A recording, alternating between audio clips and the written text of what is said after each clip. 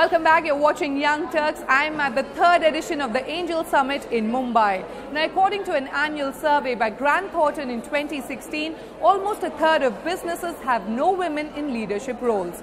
The factors are many. Pro-men practices, male-dominated peer ecosystem and gender bias, to name a few. Take a look at this panel that discusses this at length. As per the 6th Economic Census released by Ministry of Statistics and Program Implementation, women constitute only 13.76% of the total entrepreneurs in the country. Indu, let me come to you. What can be done to improve this scenario? I think the two things that I would say straight away: education.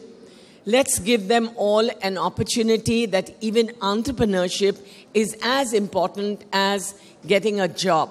I don't think we should get all students just job ready, but let's get them innovation and entrepreneurship ready. Let's start this from schools and colleges.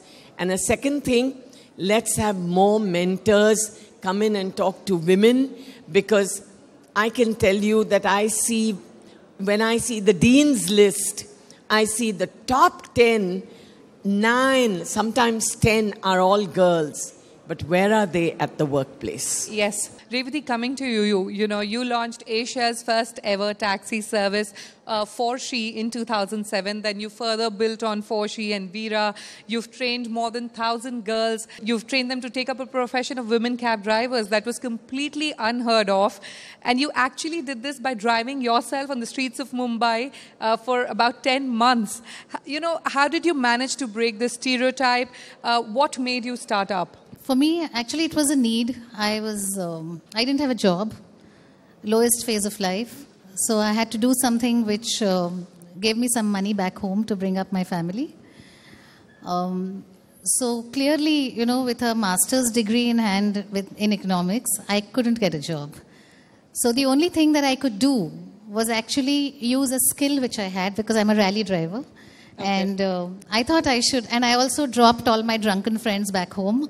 So I thought, if I could do that for free, why don't I do that to make a living? And that's how I decided to become a taxi driver. So I'm actually a taxi driver turned entrepreneur. Yes.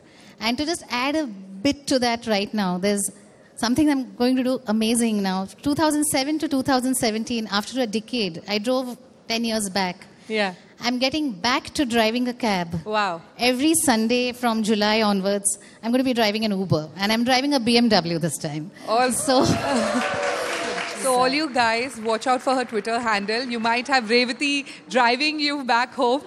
Love to. Yes. So Revati, what I wanted to know was that you've created and you've sold the 2 startups, and now you're on your third venture, Hey DD. It's a last mile logistics firm for women. What is the vision behind this now?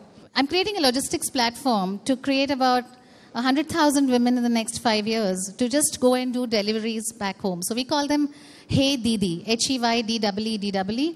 And the master of all agreements on this has been Amazon signing with us for 100,000 girls. They're going to absorb. So till I reach 100,000 girls, I don't have to look for. So Sasha, coming to you, on an average, K Capital, I believe, receives about 3,000 to 4,000 proposals in a year. How many women entrepreneurs actually come to you to seek funding? So we get, like you said, about 3,000-4,000 plans a year.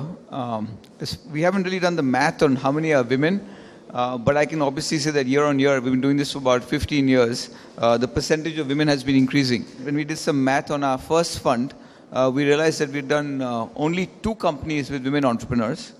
But the good news is the best company is a woman entrepreneur from our entire fund. And it's a young team in Jaipur. They're a language learning company called Hello English. So they teach you Hindi to English. It's a husband-wife team. That's another statistic, that husband and wives, contrary to popular belief, actually work really well, if it works well. And this is a great example of that. This young company, they're very capital efficient. In this current fund, we've done another husband and wife team, and we're soon going to do another woman entrepreneur. But unfortunately, of the 3,000, if you ask me, if it was just pure women and 2 women coming in and pitching, it's still a very low percentage. From an exact number, I'd say maybe at best a couple of hundred out of the 3,000 are women. All right, Ambi, let me come to you now. Now, portrayal of women in ads, has evolved in the last few decades. We've got progressive ads which depict women as independent and empowered, but there are some that still stereotype women. We've got women in deo ads getting seduced, the housewife who's perpetually washing clothes in detergent ads, unhappy women in fashion and cosmetics. Why can't men be a part of these ads? Why can't we have a man who's, in a sanitary napkin ad? And why does the industry reinforce stereotypes? Advertising has objectified women, right? I mean, it's not new. It's not only Indian. It's globally, advertising has objectified women. And there have been eminent books written by Erving Goffman about what they call hyper-ritualization of how women are supposed to be portrayed. They're supposed to be pretty, etc., etc. But having said that, I think in India, we are seeing a trend in the last 10 years, definitely, that from the day when you remember a pressure cooker being bought in a shop and there was a line used in that ad, which some people with grey hair here may remember, which is, Jo biwi se kare pyar, wo prestige se kaise kare inkar. Now, can you imagine a film like that running today? And also there have been some interesting campaigns on, I don't know, you've seen this something called Share the Load, where this husband goes home, and the father goes home and learns how to use the washing machine. So I think, in my opinion, advertising is actually pushing the peanut a lot more. Okay. There was an ad done by, I think, Fast Track, which showed two girls coming out of a closet, literally, right? And that's a very bold move, right? So I think I've spent 25 years or more in advertising, before that in branding. We advertising guys get a lot of stick from journalists saying you're objectifying women, etc., etc., etc. Advertising's job is not to change society. No.